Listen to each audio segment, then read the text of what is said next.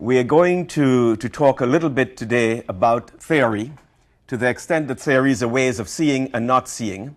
We're going to examine some of the theoretical perspectives on globalization. As is my custom, I like to frame my lectures in the form of a debate that minimally must have two sides.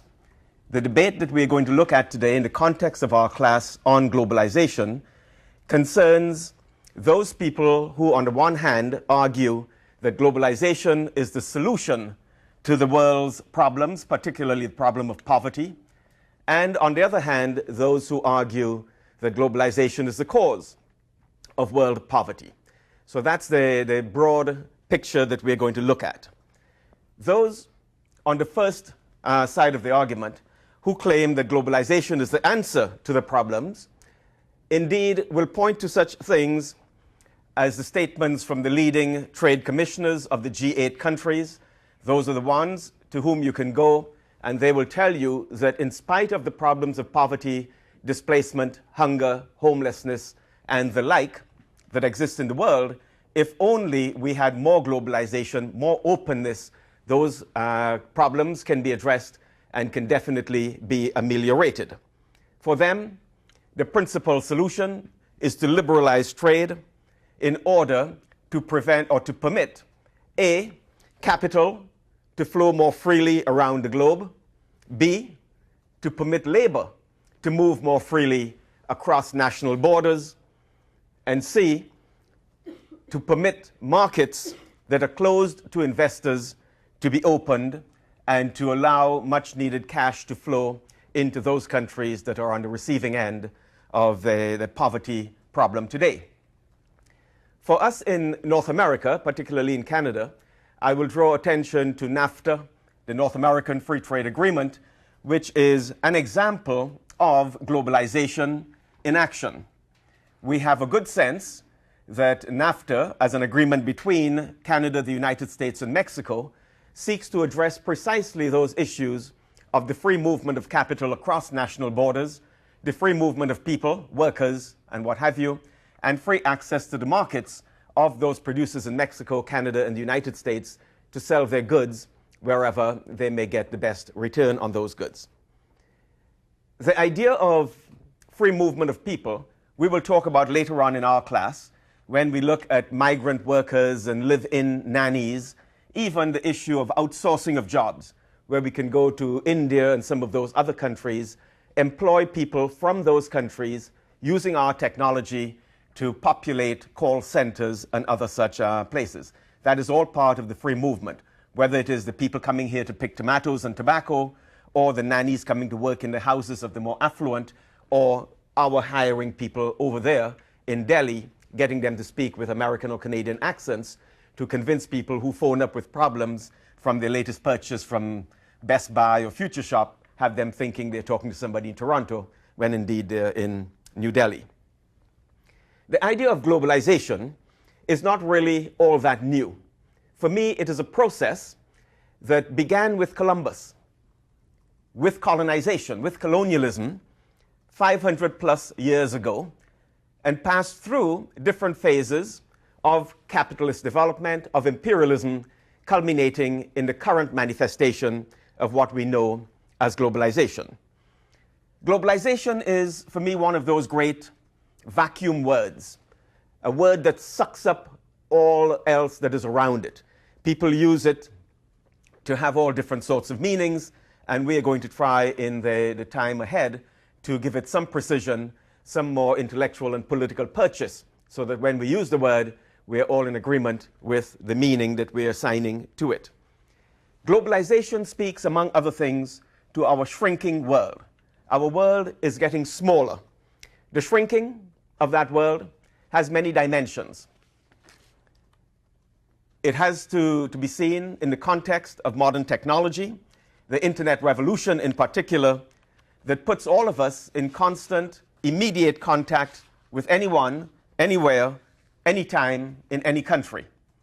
This morning when I came in, I was on the phone with a colleague of mine in Moscow, and we were making plans for a summer course that we are doing together at the university in St. Petersburg in Russia. So almost instantaneous connection, the fact that he's so many thousands of miles away is unimportant. The world has indeed shrunk.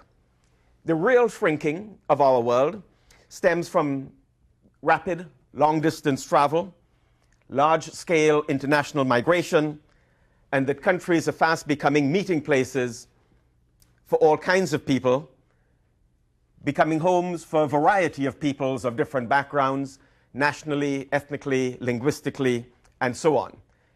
To this extent, Canada has forged and implemented the multicultural policy, a federal multicultural policy, to accommodate the differences of the people who live here today.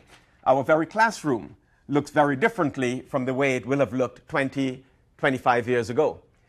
If not in its ethnic composition or its visible color composition, definitely it looks differently, it feels differently, smells differently, and sounds differently on all different measures, dimensions, ideologically, politically, religiously, ethnically, sexual orientation, and the like. We are far more diverse.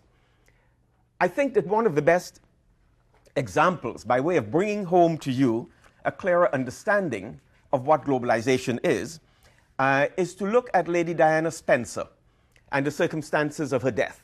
I don't mean to be mean to anybody who really is still all cut up about Lady Diana's death and who is a fan of Lady Diana, but consider the following.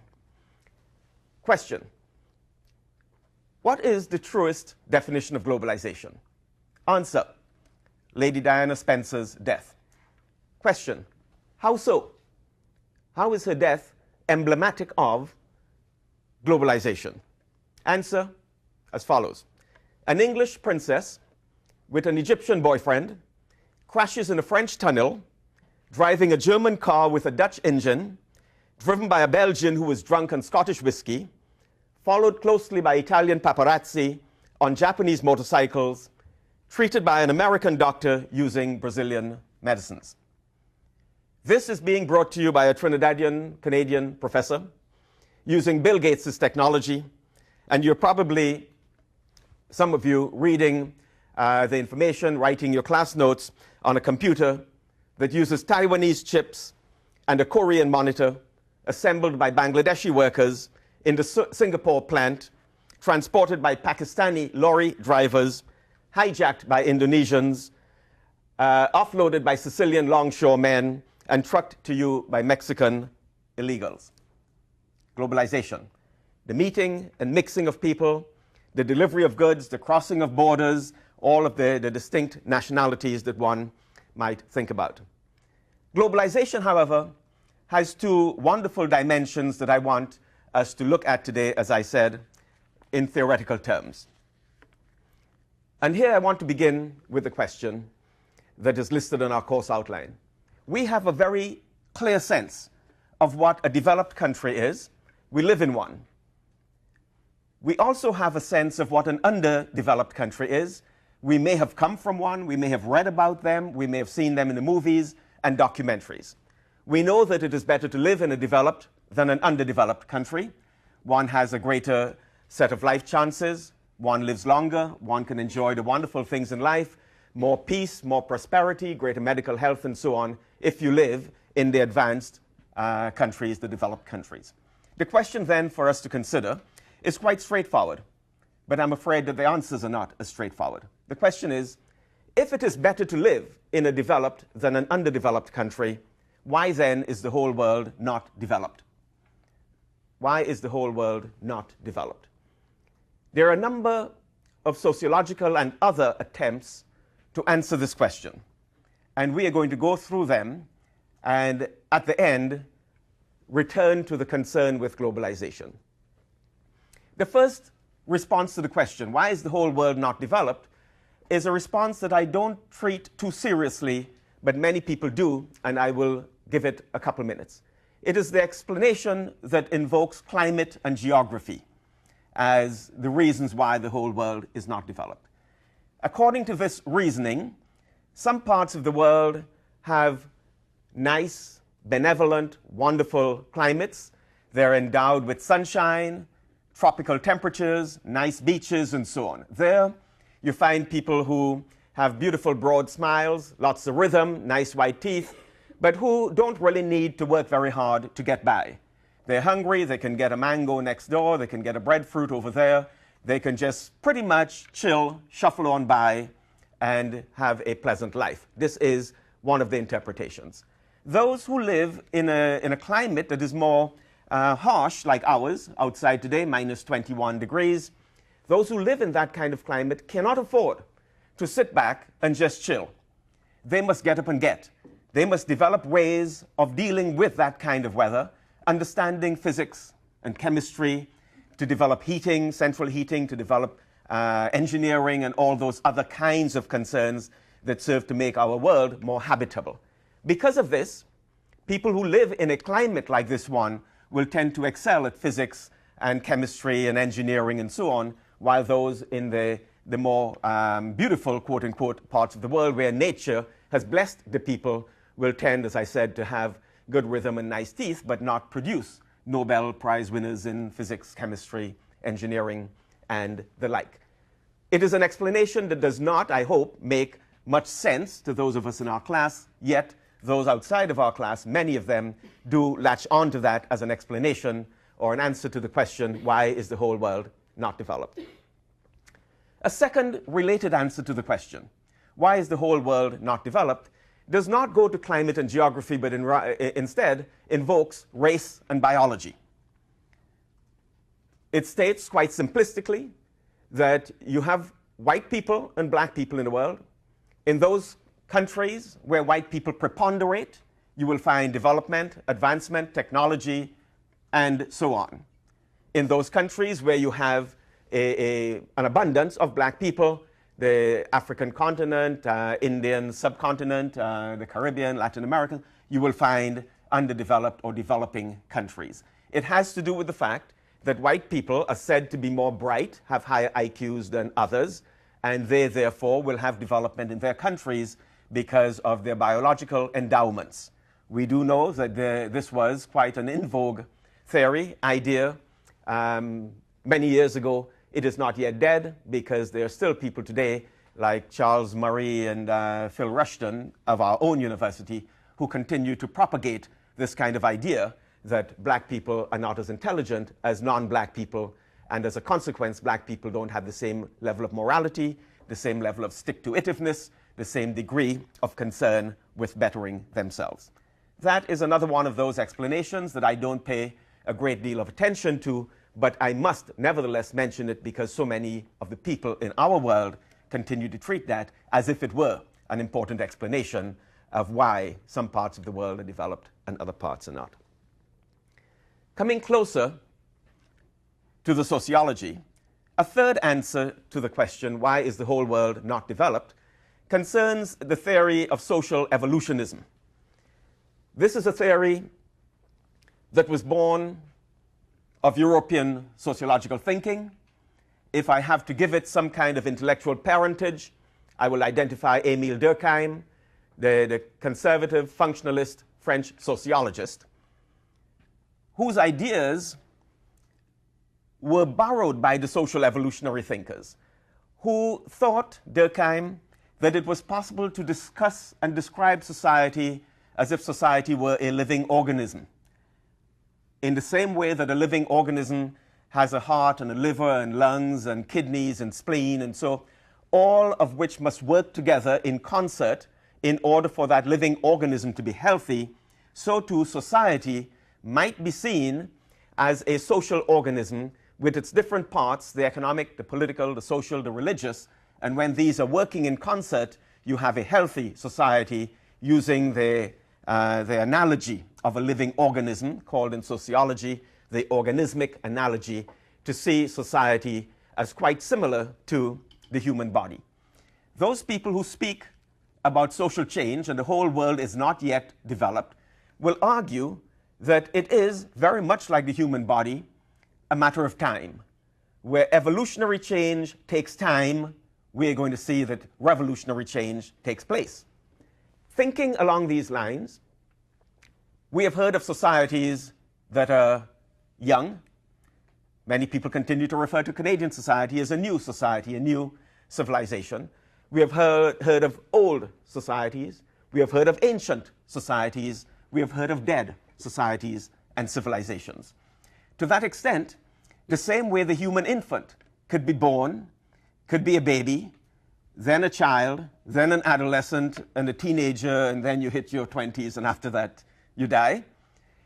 You follow these stages, so too you cannot, some people try to, but you cannot revert from adolescence to childhood, although some people try that. So too societies are said to develop in a unilinear fashion, and you can't revert to an earlier stage. Using the biological analogy to understand societies, therefore, those people who are in the poor countries, the underdeveloped countries, ought not to feel angry at those in the advanced industrial societies who have so much, because it is not the fault of those who are privileged that they are underprivileged.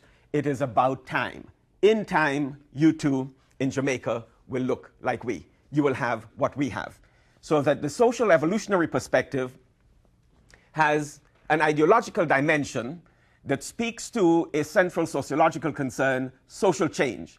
And for them, social change is not the result of what human beings do, but rather the result of time. When we were evolving from earlier forms of human life to the way we look today, we could not stop, say, in some phase of the orangutan and say, this is a pretty cool stage, let's hang out here for a couple thousand years. We couldn't do that because evolutionary change takes place over human heads. It is supra-human. We cannot arrest it, we cannot speed it up. We can see then why anyone who embraces this kind of approach to change will be deemed conservative. It does not point fingers of blame at those who have, and does not say to those who don't have that you have to blame us for that. That approach to social change, to the answer to the question, why is the whole world not developed, I said, is uniquely European, it is French, it is Durkheimian, and it is part of the very rich and important conservative sociological tradition in our discipline. Another response, a fourth response to the question, why is the whole world not developed, is to be found in the work of perhaps Max Weber, who was invoked earlier by Alison down here, and also by Sarah. Weber. This is a school called modernization theory. In answering the question, why is the whole world not developed, they recast it somewhat and say, some parts of the world are more modern than other parts of the world. For this school of thought, a school that borrows heavily from Max Weber's ideas of social meaning and social construction, Verstehen, they will say the possibility of development, the possibility of change has nothing to do with time and evolution, but rather it has to do with the character of the people who make up a given society. It has to do with their values, with their attitudes, with their beliefs. If you have a society where people have modern values, modern attitudes, modern beliefs, modernization will follow. If you have a society where the reverse is true, you will find traditionalism. We know in our society, you have here at the university, the business school, you have the young entrepreneurs club, you have the junior chamber of commerce, and so on and so on. These are things that we value in our society. There are societies in this world you will go to, and you will not find that sort of exhortation to go out there, do business, make a killing, corner the market. Those are uniquely values suited to our kind of society, but not all societies in the world. The modernization theorists tell us quite clearly, if you want to become modern, you have to shed your traditional values of collectivity, of religion, of tribe, of clan, and those other concerns, and become the individual, become the rugged individual, the one who makes one's way in the world, who could love one's family, but will not permit the family to be a drawback on her or his own mobility in that world. Modern people believe in science more than they believe in God, as we were discussing this morning. Modern people embrace individualism as opposed to collectivity. Modern people see themselves as being efficacious. They can have an effect, an impact on the world. Traditional people see the world as having an impact on them. we have been told by the modernization theorists that there are two strategic, in their language, mental viruses that are important if a country is to become modern. The first of these is called a need for achievement, given to us by the social psychologist David McClelland. A need for achievement in the literature appears N''ACH, tells us that I could study the population, the young people in any society, test whether or not they have a need for achievement, and predict whether that society in 5, 10, 15 years will indeed be developed. The other is there a need, is there a spirit of entrepreneurship? Do we have this kind of predisposition that we identify in our business students, our ACS students, our IB students, who always see the opportunity to move ahead, to make money, to turn a good deal? That notion of entrepreneurship.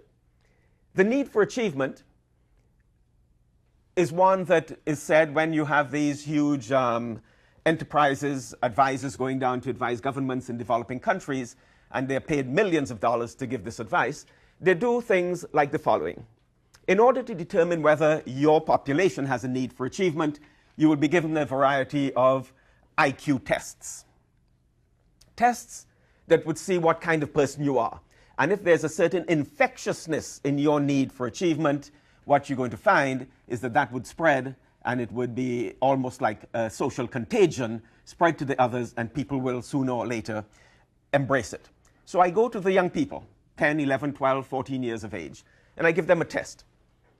You're on your way to school. You're walking to school. You discover you're going to be late. What will you do? Hop a bus, start running, or continue to shuffle on by? If the bulk of the responses say you will hop a bus, that suggests that you've got it going.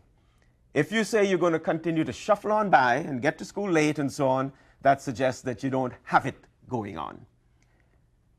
The kind of question is loaded because it suggests that the bright ones who say hop a bus have money in their pockets. So that if you have money, you're bright. The poor ones who don't have the money, who won't run and who will continue to shuffle on by, might indeed be exhibiting bright behavior because they don't have the latest in the clothing and the Nike shoes and the pretty jackets. And so when they get to the schoolyard early, they get teased and taunted. And if they arrive late, they spare themselves a lot of teasing and taunting. So it might just be very intelligent behavior not to jump on the bus or to hurry to get to school early.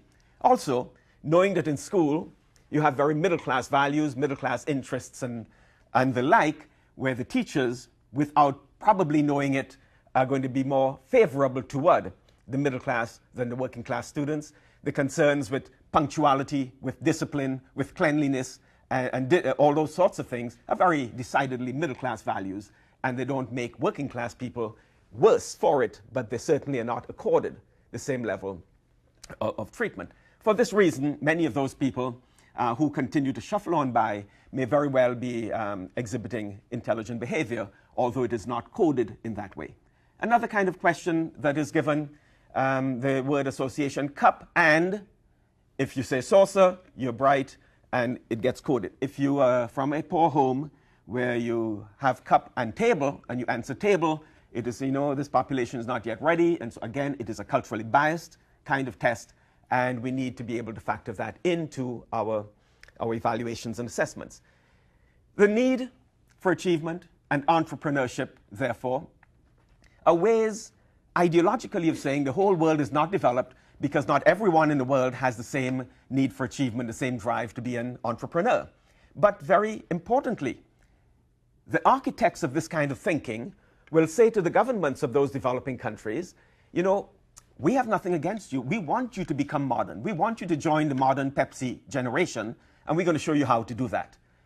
If you will permit our multinational corporations to come down to your country, your own leaders will learn, almost by osmosis. They can learn from our managers, from our entrepreneurs, from our leaders, and so on. So please make it free, make it open for them to come in. And while we are doing this rather benevolent set of duties for you, we want you to sweeten the pot for us. Give us tax holidays, tax exemptions, So that for the first 5 years, whatever profits we get out of your mines or your plantations and so will not be taxed or will not be taxed at the highest level. So we get tax holidays, tax incentives to go down there. Once more, the answer to the question, why is the whole world not developed, is very clear. It's not developed because not everybody has a need for achievement, has entrepreneurship, has this sense of efficacy and individualism and so on and so forth. That too is ideological because it paves the way for the opening up of those countries for the foreign corporations to come in to dominate the resources and indeed to extract more from those countries than they inject in those countries.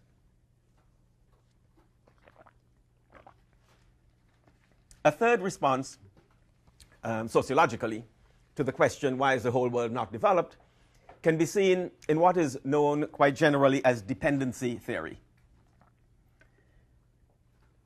In the same way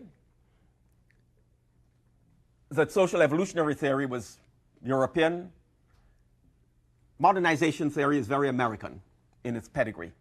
And dependency theory is very third worldist, very Indian and Latin American in its origin. The dependency theorists are ideological in the same way that the evolutionary and the modernization theorists are, but the dependency theorists are ideological on the left. And they would answer the question, why isn't the whole world developed? In a very straightforward way, the whole world isn't developed because the developed parts of the world keep the underdeveloped parts of the world underdeveloped. The whole world is not developed because some countries are dependent on others, and the dependent ones are kept in a state of dependency while the others are permitted to move forward. The clearest statement of this thesis is by a fellow called Walter Rodney, who wrote a book titled How Europe Underdeveloped Africa. In that book, Rodney speaks about the very process by which Europe became developed as the obverse side of the coin of Africa becoming underdeveloped. He talked about history, about colonialism, about slavery, about the extraction of resources and so on from one continent to build up the other. Dependency theorists will argue that those people in the developing world do not have control of their own economies. Indeed, those economies are under the control of the same multinational corporations I talked about just now, whether it is in agriculture, for coffee, cocoa, tobacco, tea, sugar, bananas, cotton, all of those plantation crops associated with slavery that we talked about before, or whether it is an interest in the products of the subsoil, oil, gold, diamond, nickel, bauxite, manganese, and some of those other deposits that are so plentiful in the developing countries of the world. Manganese, for example, which is a very important element in the hardening of steel, is really crucial for our military, for our planes and so on, is very, very plentiful in Guyana, much more plentiful in Guyana than it is here. Bauxite, that is so important for making aluminum, has very heavy deposits again in Guyana and Jamaica and some of those countries. But those resources are not controlled by the Guyanese and the Jamaicans. They're controlled by Alcoa, the aluminum company of America, and Alcan, the aluminum company of Canada. And if the governments in those countries, in the Guyanas and the Jamaicas, should ever raise a peep about the fact that these corporations are exploitive, that they're taking more than they're giving to us, they will find themselves in trouble because they will be identified as, not in favor of free trade, not in favor of decency, and the like. This said, the dependency theorists have been challenged. Here in Canada, we have what is called regional dependency. We know it is better to be from Ontario than to be from Newfoundland. On average, you will have more years of education if you're an Ontarian. You will live longer. You'll have a better opportunity to experience life chances. You'll have a better chance of having a safe life, and so on and so forth. There are very great differences between even longevity, hospital beds per capita, doctor-patient ratios, and so on. It is argued that within Canada you have these dependencies that take place.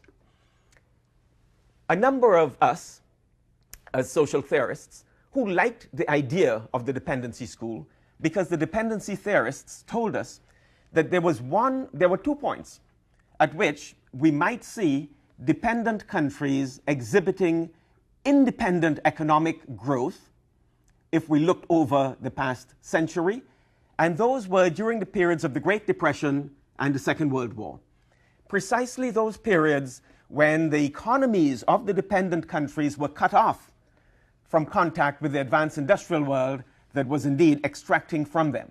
It was precisely during those periods when those dependent countries had to look inwardly to themselves, to their own resources, to develop their own import substitution programs, to produce their own shoes instead of importing shoes, to produce their own clothes instead of importing them, to produce their own whatever they need, agricultural technology, fertilizers, etc. And the dependency theorists reasoned, well, if those were the two times in history when these dependent countries and economies showed measures of growth, perhaps the solution is to cut ourselves off permanently from those advanced industrial capitalist societies. Perhaps the idea is to sever our relations from the parasites that have been sucking us dry. This theoretical approach of dependency was very important for a number of sociologists because it sensitized us to another explanation, another argument. It was, however, insufficient. The dependency school, when answering the question, why is the whole world not developed, it was insufficient precisely because they spoke about countries, rich countries getting richer and poor countries getting poorer. And a group of us who work with the idea of social class, with the concept of social class, have said that it is not that rich countries get richer and poor countries get poorer, but indeed there are certain classes in certain countries that get richer, while certain classes in certain countries get poorer. The wealthy in Canada and the United States are very much in cahoots with the wealthy in Jamaica and Barbados and Trinidad. Indeed, the bourgeois classes in those societies live very opulently. They drive the limos, they live in the palaces, they fly to Miami for shopping, and they fly to Washington for medical attention, and their children fly to London, England for their education. The rich people in those countries, in the Indias and so on of the world, live very sumptuously, indeed. So it is not merely a matter of talking about poor countries and rich countries. You have more millionaires in India than you have in the United States. Indeed, perhaps more billionaires today. So that those of us who favor a class approach will come to the table and start saying that the whole world is not developed precisely because certain classes are able to come together with their power economically and politically and militarily to advance their interests at the expense of other classes. And we saw this writ large before us in what is said to be the richest, the freest, the safest, the most beautiful country in the world, in the United States after Hurricane Katrina. We saw the ugly underbelly of that society after the hurricane. The poor people, the old people, the fat people, the black people, the illiterate people, the homeless people, all housed in this wonderful country that is said to be one of the richest in the world, with all of that poverty around it. This is, to the people who brought the class corrective to dependency theory, important fodder, important information for us to work with, to start arguing against not necessarily those who run the International Monetary Fund, the World Bank, and the GATT, but really to put pressure on the governments in our countries down there, in those countries down there, to say to those governments, you have a responsibility not to sign those kinds of agreements to bring modernization corporations in with you, but indeed to pay attention to what is in the interest of the majority of the population. Food, clothing, shelter, education, medical care. Not another SUV, not another plasma. Those material pursuits are not in the interests of the majority. And here we find a very important distinction, ideologically, between those who may favor modernization and those who may favor the class corrective to dependency. When we go to the governments down there, and those governments down there are told by the big corporations when they come in, you know, if you let us in and you give us this tax incentive and you give us this tax holiday and you do this and that and you put in certain infrastructure for us and you don't bug us about pollution controls and so, we're going to line your pockets. The dominant classes in those societies, the classes that we are told are so corrupt, as if the dominant classes here are not corrupt, those classes are the ones who are then charged with the responsibility of keeping peace in that society, in beefing up the army, in beefing up the police, in beefing up the courts. And so to make sure that labor is policed, is patrolled, and kept in line. And when that labor decides it wants to go on strike against the United Fruit Company, against Chiquita Bananas, against Dole Pineapple, those are the people who are identified as being troublemakers, as communists and terrorists and what have you, because they're not embracing the free market. They're not embracing the community of decent people, the family of nations in the world. To this extent, we talk about the ways in which we can answer the question, why is the whole world not developed? As you've seen, it's a straightforward question, and the answer is anything but straightforward. We can go to our leaders in Queen's Park and Ottawa and ask them about their views on globalization, and what might they say? None of them will buy that dependency approach with the class corrective, or even without, because their interests take them in a different direction. And what is important here for us to acknowledge is the extent to which those of us in a society like ours are able to arrogate unto ourselves individuality. When we look at others, we treat them as a collectivity. When you do well in our society, you take individual praise, and when you do poorly, you take individual blame. Down there, we don't really know them. They're an amorphous, faceless, nameless mass, and when bad things happen, it's because they're bad people. I'm reminded as an example of a question that was asked of Muhammad Ali shortly after 9/11. A journalist sticks a microphone into the face of Muhammad Ali. For you young people, you may not remember who he is, one of the greatest sports figures of the last century, heavyweight boxing champ and a political figure and so on. Muhammad Ali was asked, Mr. Ali, as a black Muslim, how could you believe in a God, in a religion, in a people who could commit that ugly, dastardly deed of knocking down the World Trade Center? And so, how could you, what do you think of somebody who believes in your God? Who could do that? And Ali, in his own inimitable style, turned to the reporter and said, what do you think of Hitler? He believed in your God, didn't he? The journalist shut up.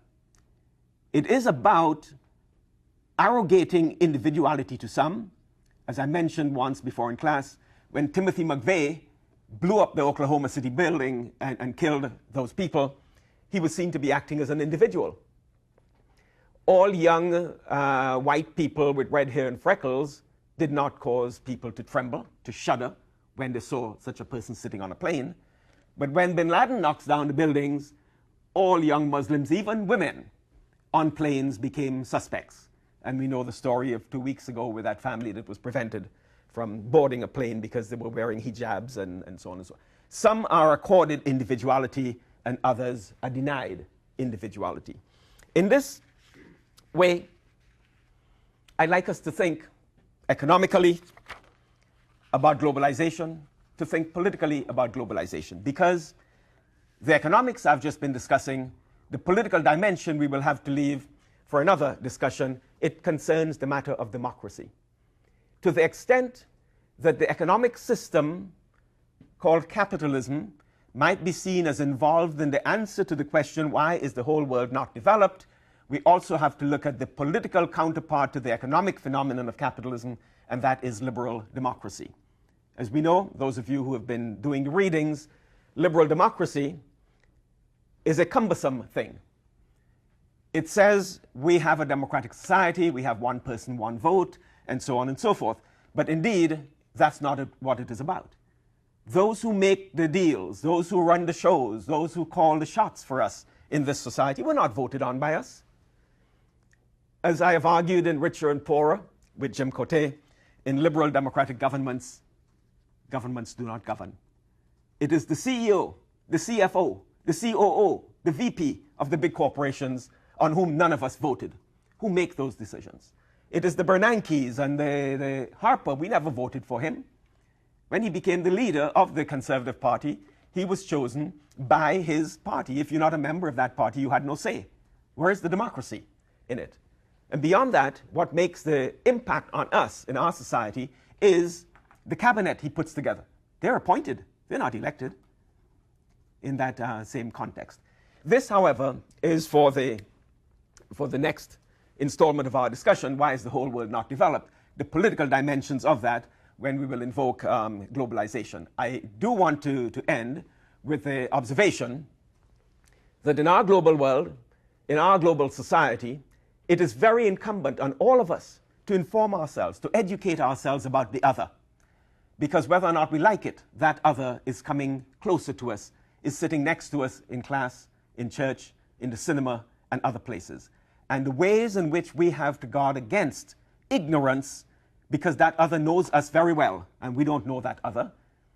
That other is very familiar with our economic, political, historical, religious, cultural traditions, but because of our taking for granted our ownership of world culture and world domination, we've never taken the time to make ourselves aware of what the Afghan person is like, what the Bangladeshi is like, what are their concerns, and so on and so forth. So I think it is incumbent on us, as our country gets smaller in that shrinking world, as we get more and more multiculturalism, to become more aware of the impact of globalization.